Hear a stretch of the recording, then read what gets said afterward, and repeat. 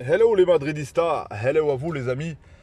Le Real Madrid est en finale. Ancelotti l'avait dit, il avait dit que j'ai la meilleure équipe, j'ai le meilleur effectif.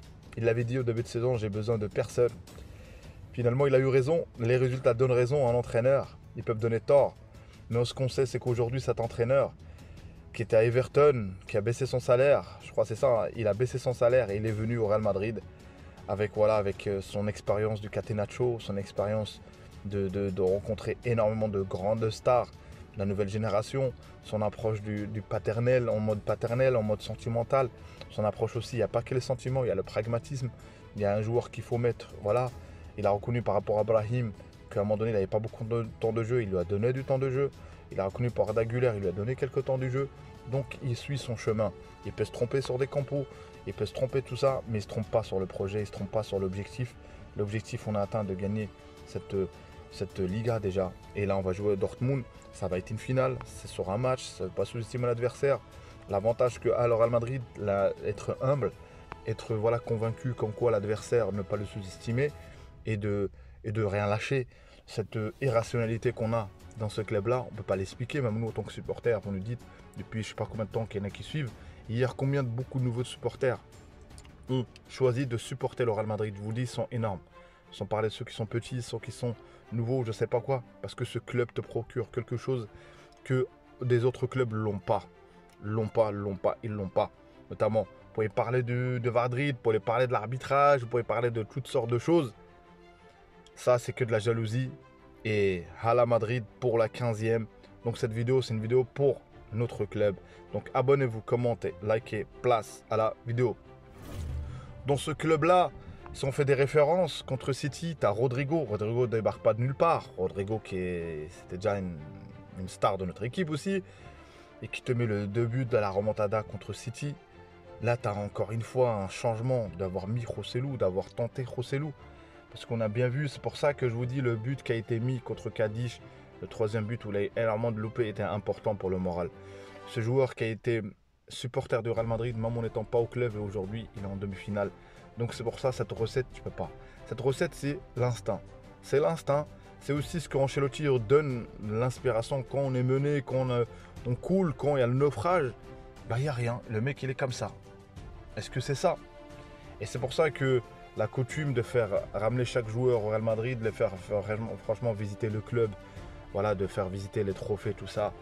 Voilà, Mbappé, Kylian, il a besoin de ça, il a besoin de cette mise à jour quand il va venir, de regarder les trophées, de regarder la structure, de regarder tout ça et se dire qu'il va être inspiré. Moi, je me dis, je crains pas, on en aura le temps d'en parler concernant Kylian parce que chaque joueur s'adapte à ce club.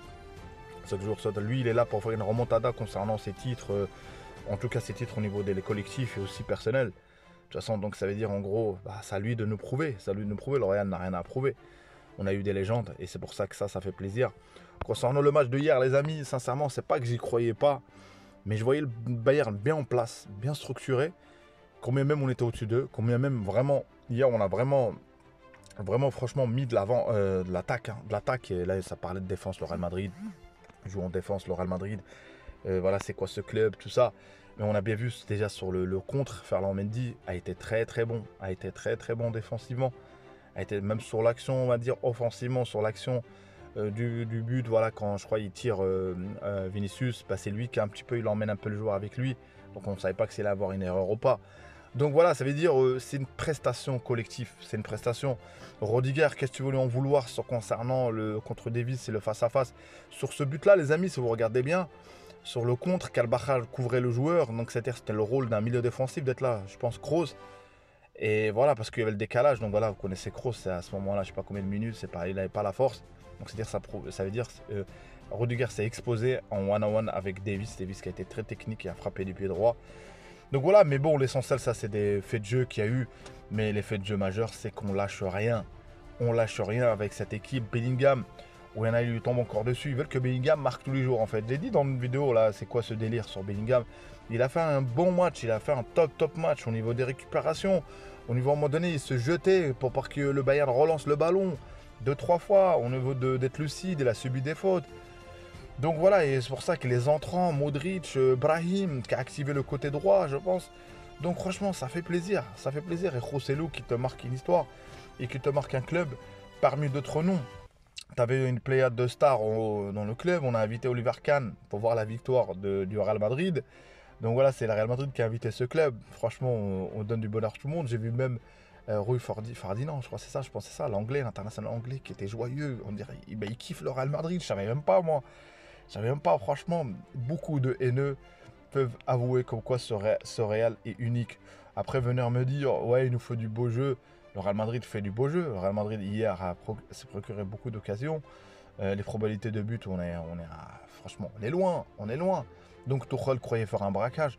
Moi, j'aime bien les gens, ok, c'est la colère et tout, de réagir positivement, de dire que la meilleure équipe a gagné.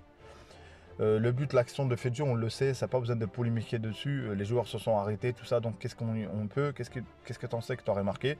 Et moi, ce match-là, je vous le dis clairement, vous ne l'aurez pas gagné.